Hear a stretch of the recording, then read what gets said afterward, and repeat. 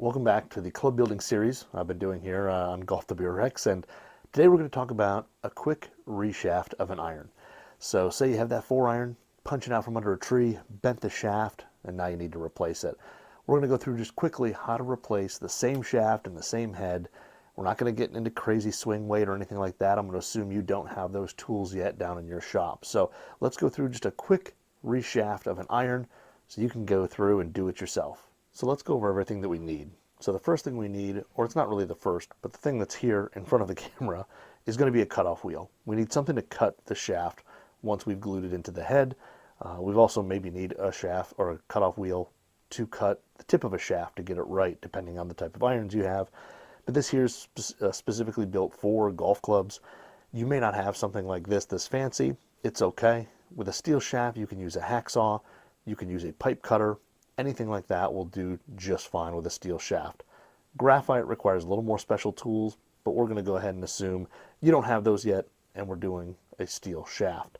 So once you have your cutoff wheel there, you're going to also need, and this is in no real true order, epoxy. And again, make sure you kind of read the instructions on your epoxy to know how to mix it, the gel time, the cure time, all that.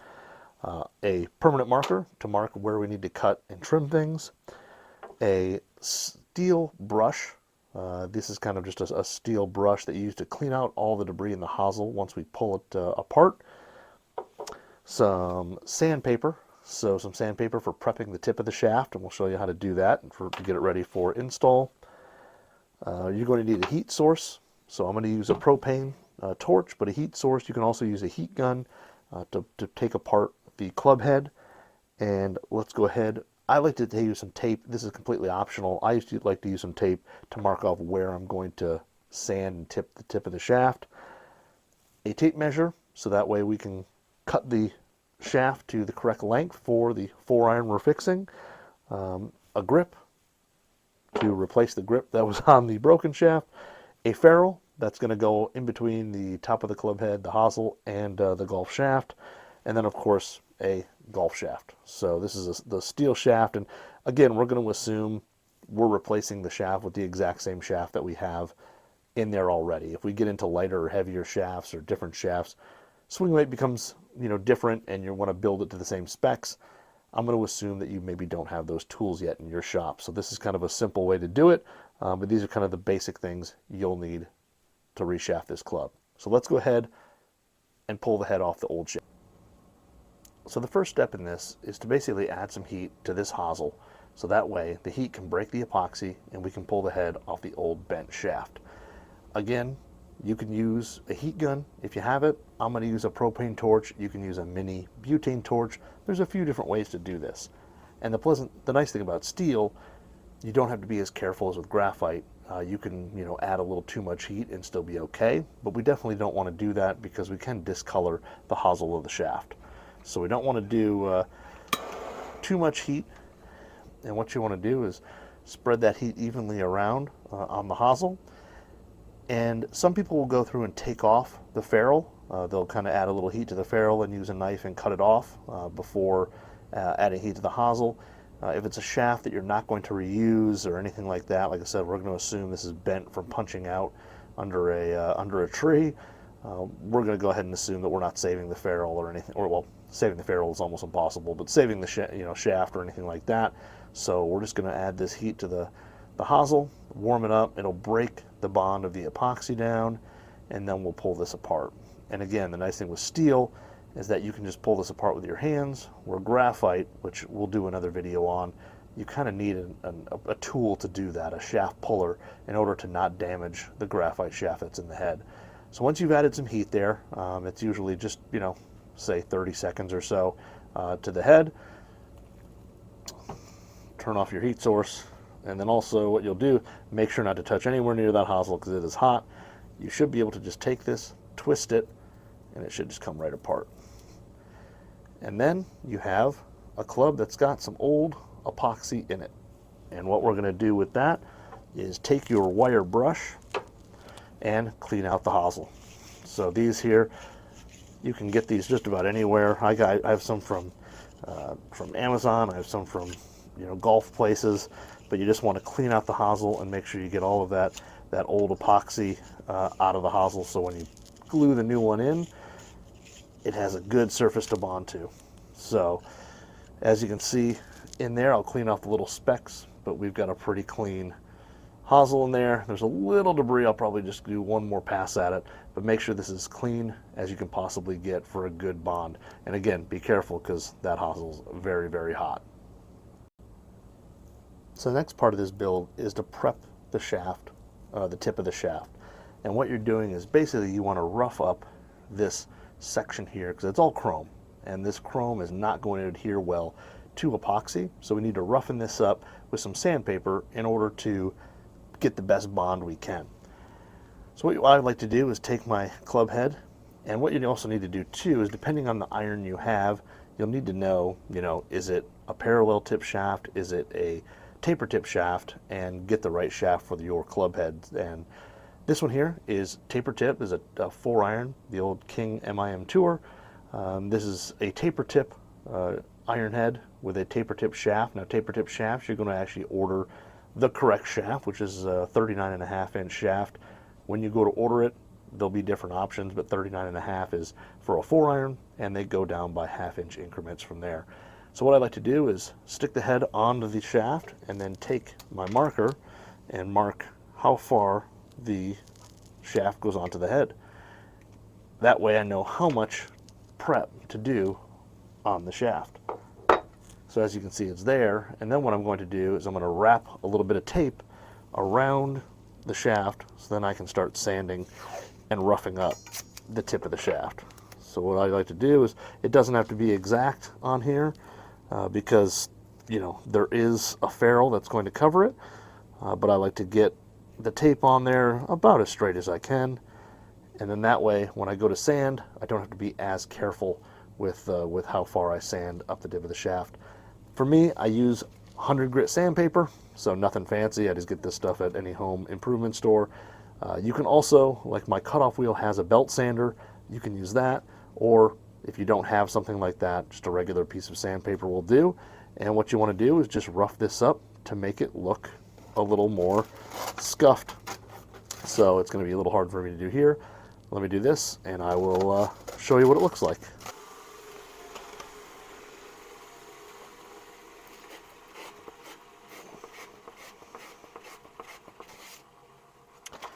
So what you want that to look like is kind of have this really matte finish to it. As you can see, let me peel off the tape and you can kind of see the difference in the shaft from the chrome finish and the brushed finish. And you want it to kind of look like that. You want to have a good, even kind of coating of a brush surface on there, and then that way it'll be easy to grip, or for the epoxy to grip the shaft as well as the inside of the club head. So have it kind of look like that. And if you go up a little farther, that's not a big deal. Like I said, you'll have a ferrule that will cover some of that finish as well. But that should be what it looks like. So now we need to epoxy the head and the shaft together. So you want to grab not only the shaft, the head, your epoxy, but you also want to grab your ferrule, because that's going to go on before you really glue the head on. Now ferrules, again, come in a couple different sizes. They come in longer, shorter. You can get plain black ones like this. They make fancy ones with different colors and different rings. That choice is up to you. Typically you want to match up, if you have a 370 parallel shaft, you want to get a 370 ferrule. If you have a taper tip or 355 taper tip shaft, then you'd want to get a 355 taper tip ferrule. You can intermix them a little bit. Some of them will fit, and depending on the sizes and all that, but you want to get something that's going to fit the shaft that you have. So with your epoxy, again, you want to make sure that your epoxy, you follow the instructions between mixing, and you also want to take a look at what your set time and cure time is. This is a 15-minute setting time, so that means you have about 15 minutes to get it on the shaft. I would say you have actually less than that. And then it's a 30-minute cure. I think it's a little longer than that. And every one of these will be different. You want to take a look at the instructions and look at how to mix it. Like, this is equal parts of A and B. Some of them are 2-to-1. Some of them have different ratios. So you definitely want to take a look at the epoxy you have to make sure that you're following the instructions. a little tip I like to use, I like to take an old magazine, like the GolfWRX magazines work great, to mix my epoxy, and then when you've mixed a few clubs, you can just peel the sheet off and have a brand new surface to work with. So that's one here. We're going to use equal parts. You can weigh it if you would like to make sure that it's equal. I'm going to put 2 equal lines right here on my paper. And again, these don't have to be massive. We're not trying to add as much epoxy as possible to this thing. We're just trying to make sure that everything is covered. And I'm going to put 2 equal lines on there. So that way I have equal parts, and try your best. Like I said, you can also weigh it or something like that. And then you want to mix it. And I like to use my old trusty Red Wings pencil that's gone through quite a few different clubs, and mix these together really, really well. So you want to make sure everything is mixed well, and that way you're going to get the best bond possible without anything breaking and or coming loose. So I like to kind of stir it and then kind of fold it over a few times to ensure that all the parts are being mixed in. I'll spin the pencil as well. Now you can use actual like a mixing stick or a tongue depressor type thing, anything like that to mix this epoxy up. But make sure, like I said, you get a good mix on there and everything is done really, really well. Because if you don't mix it well, you can get some breakages and some shafts that come loose. So once it's all settled there, the first thing I like to do is take just a little bit and run it on the inside of the ferrule, because that's going to go onto the club first. And then that way it helps stick the ferrule onto the shaft. And then take my shaft and put the ferrule on. And be careful, you're probably going to get a little bit of epoxy on your hand. And then I'll take they make tools that you can push these down as well. I'll just take my club head and push that down a little bit. And then I like to take my club head and put a little layer of epoxy inside. And again, you're not trying to set the Guinness Book of World Records for how much epoxy can go into a head. You're just trying to coat evenly the inside walls of the hosel. So I like to go through and make sure the inside of the head is well coated, and then take a small amount as well, and you're going to put it on the shaft. So this way we'll have a coating on both. And again, we're not looking to set a world record for how much epoxy we can get on here. I like to make sure everything's coated, and then take the excess off my pencil there and put it back on the magazine. And then as you put the shaft into the hosel, I like to spin it to ensure that everything is kind of coated correctly.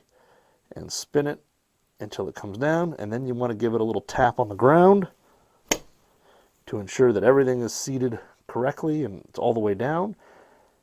And then once that's in, you want to take a little bit of maybe a piece of paper towel and just wipe off that excess epoxy that's on there. So I'll do that.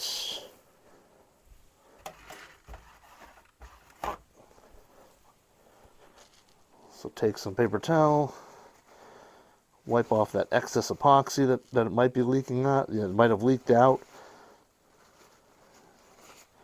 And then you want to set this aside and let it cure for however long your epoxy needs to cure.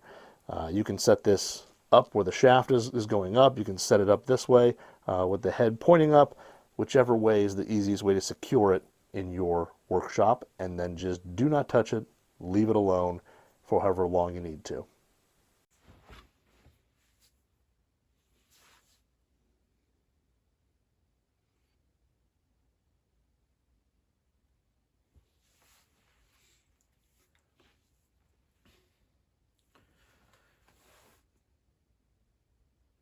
So once the club is glued up, it should look pretty good. You shouldn't have any excess epoxy, anything like that. It should look pretty solid, and if you got the right size ferrule, it'll probably actually look almost perfect right there. We can get into ferrule turning and things like that a little later, but this is just to get you back on the course. So this is all set. The last thing we have to do, or two last things we have to do, is measure it to cut it to the right playing length, and then toss a grip on it. So not everybody has a club ruler, one that sits on your bench that's specifically built for golf clubs. So I'm going to show you an easy way to measure the club using a tape measure. What you want to do is set the club on the ground with the sole almost perfectly parallel with the ground. So take a look at the actual grooves in the club, make sure they're horizontal and perfectly aligned as best you can. You don't want the toe up too far or the heel down too far because it will throw off the measurement. I like to actually lean this against a countertop or a set of drawers like I have here, and then that way it'll stay in place and you don't have to worry about holding it and moving it around. And then we're going to run a tape measure down the length of the shaft to the heel of the club to measure the length. So what we want to do is run the tape measure along the length of the shaft to the floor, so it actually touches the floor, and run up to the shaft, and then you can look online to see what the actual specs are for your club. So for a 4-iron with the Cobra, with this Cobra set, it's 38 3/4 inches long. So what I'm going to do is set this here and then mark at 38 3/4. That way we're all set to cut the shaft and put a grip on. All right, so once we've got the shaft marked where we need to cut it, and it's always good to measure twice before you cut, as our fathers and grandfathers all told us, then you want to cut the shaft. And again, I'm going to use my cutoff wheel. If you don't have that, a hacksaw or a pipe cutter will work perfectly fine on these steel shafts. But I'm going to cut mine using my shaft cutter because that's all I have.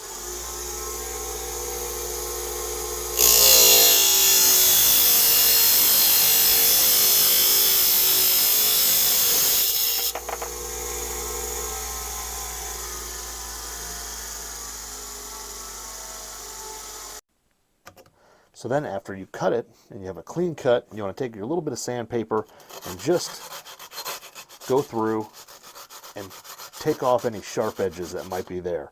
Just make sure everything's smooth so you don't cut yourself while throwing a grip on it.